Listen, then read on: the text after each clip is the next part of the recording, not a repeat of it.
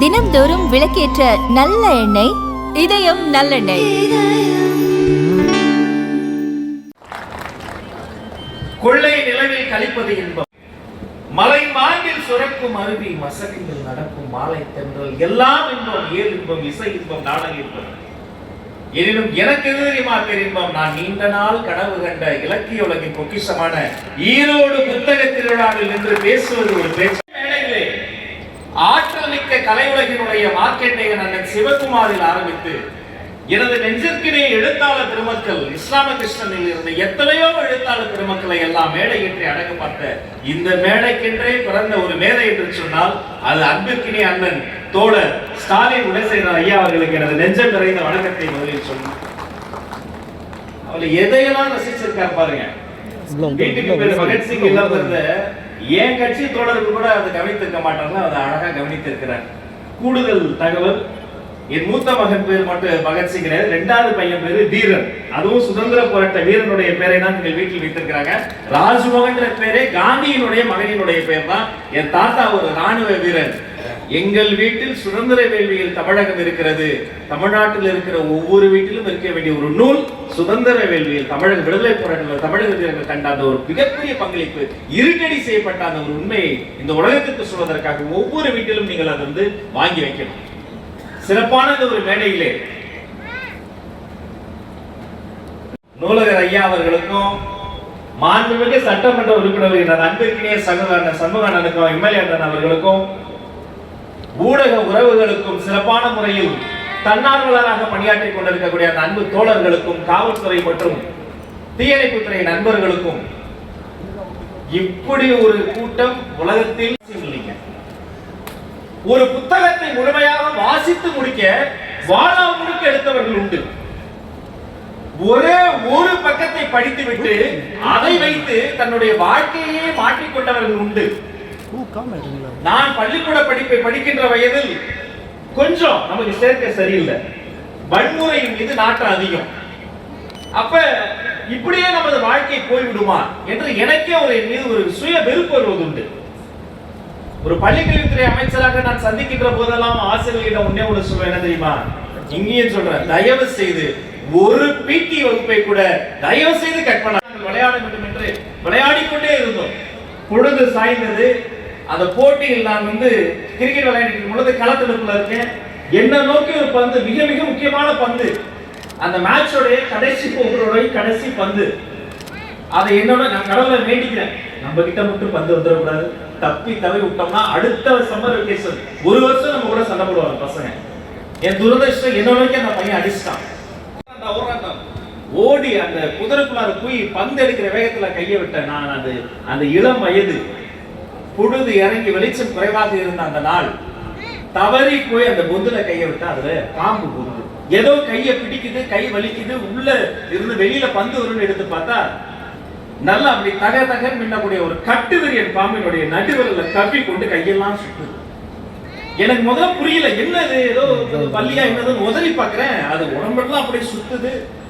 அப்புறம் அந்த சின்ன வயசுல நம்ம முன்ன பின்ன பார்க்காதவனை பார்க்கும் பொழுது என்ன செய்யணும் தெரியாது, அதோட பசங்க நோக்கி வர்றேன், பாம்புடா அப்படின்னு ஒருத்தர் சொன்னா. அதுக்கு பிறகுதான் என்னை கடிக்கிறது பாம்புன்னு தெரியுது. அது பாம்புடான்னு சொன்ன உடனே நான் கத்தி கூப்பாடு போட்டு உதறேன், கீழே விட்டு உருள்ற அந்த பாம்பு விலகிடுச்சு. ஓடி வந்து பசங்களாம் தூக்குறாங்க. அது கடிச்ச இடத்துல ரத்தம் கொட்டுது. எனக்கு தலையெல்லாம் சுற்றுது. அது சென்னையினுடைய அருகாமையில் இருக்கக்கூடிய ஒரு மிகவும் பின்தங்கிய ஒரு பகுதி. சுத்தி கருவேலம் காடுகளும் முட்புதர்களும் இருக்கிற பகுதி. குடிசை வீடுகளும் ஓடு வேலை வீடுன்னு சொல்லுவோம், ஓட்டு வீடு இல்லைங்க, அது மட்டுமே இருந்த ஒரு பகுதி. அந்த மைதானமே சொல்ல முடியாது. அப்ப என்னை தூக்கிட்டு ஓடுறாங்க, எப்படியாவது காப்பாற்றணும்னா அங்க இருக்கக்கூடிய பெரியவங்க எல்லாம் கூட்டிட்டாங்க. ஒரு கட்டத்துல எல்லாரும் கூடி பாக்குறாங்க, இந்த பாம்பு கடித்த கை முழுக்க நீல நிறமா மாற ஆரம்பிச்சிருச்சு. எனக்கு வந்து அப்படியே தலை சுற்றுது, நான் வரலுது. அப்ப யாருன்னே தெரியாது, யாரு அக்காக்கள் ஓடி வந்து அந்த ரெட்ட ஜடை போட்டு அப்பெல்லாம் அந்த கருப்பு கலர்ல ரிப்பன் ஒண்ணு கட்டுவாங்க. மொத்த ரிப்பனையும் அப்படி பிச்சு என்னுடைய கையில அந்த அக்காக்கள் எல்லாம் கட்டுறாங்க. பெரியவங்களை யாராவது கூட்டம் ஒரு அம்மா ஓடி வருது, தம்பி கையெல்லாம் விஷமா இருக்கு, இந்த விஷம் உள்ள ஏறிடக்கூடாது, உள்ள ஏதாவது ஒண்ணு ஆயிடும்னு கையை இந்த விரல வெட்டலாம்னு முடிவு பண்றாங்க. அப்பவும் அந்த அரை மைக்கு நான் சொல்றேன், செத்தவன் சாம விரல்லாம் வாழ மாட்டேங்கலாம் பண்ணாதீங்க அப்படின்ற.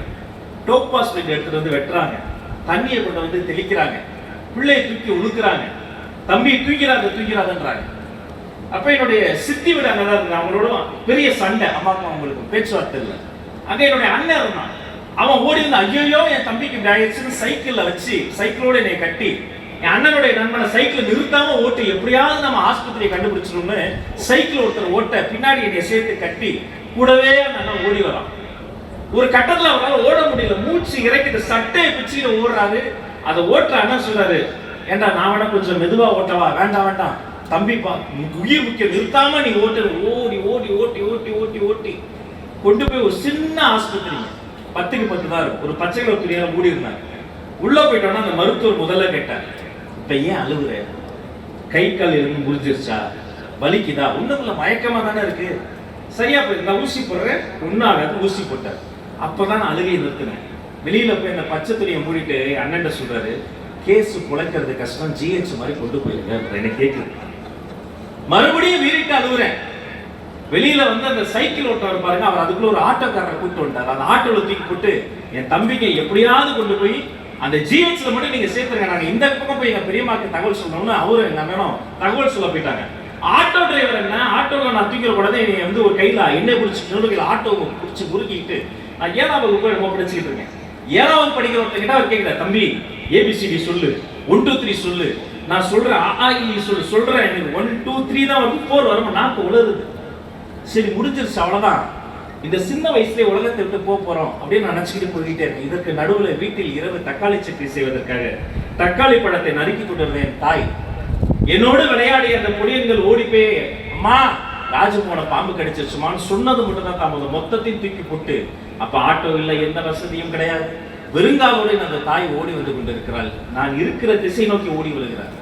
சாலையில் வந்தா வர முடியாதுன்னு அந்த ரயில்வே ட்ராக் வரும் பாருங்க, கற்கள் கொட்டப்பட்ட அந்த ட்ராக், அதுல ஏறி அப்பலாம் அந்த மீட்டர் கேட்ச் ட்ராக், சின்ன ரயில், அது போகக்கூடிய அந்த இருப்பு பாதை, அந்த கருங்கல்கள் சாதாரணமா செருப்பு போட்டு நடந்தாலே சில சமயம் குத்துறாங்க. அந்த வெறுங்காலோடு என் தாய் ஓடி வர, ரயிலுக்கு முன் பாய்ந்து இந்த பெண் செத்துற போறாளோன்னு அதை தூரத்தில் இருந்து பார்த்த இன்னொரு ஆட்டக்காரர் ஓடி வந்து எங்க அம்மா பிடிச்சி, ஏமா அப்படி போறேன்னு கேட்கல, பிள்ளைய ஜிஹெச்ல செத்துறாங்க, பிள்ளைய பாம்பிடுச்சு ஆட்டோல ஏற்றி அந்த அம்மாவை கூட்ட வராங்க.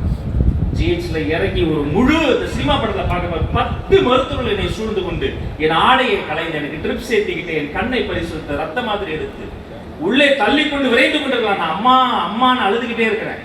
அப்படி அந்த ஐசியூல அவசர சிகிச்சை பிரிவு அறையின் உள்ளே நுழைகிற போது அந்த ஆட்டோ வேகமாக வந்து நிற்கிறது, குரல் கேட்கிறது, அவங்க அம்மா வந்துட்டாங்க போலன்னு இறங்குறாங்க. ஆட்டோக்காரருக்கு கொடுக்க சில்லறை இல்லை, தன் தாலி கொடியை கலட்டி அந்த ஆட்டோக்காரர் காலில் போட்டு விட்டு, ஐயோ நான் பெத்த புள்ள அப்படின்னு எங்க அம்மா உள்ள ஓடி வராங்க. அம்மாவை பார்த்ததோட எனக்கு மயக்கம் போயிடுச்சு.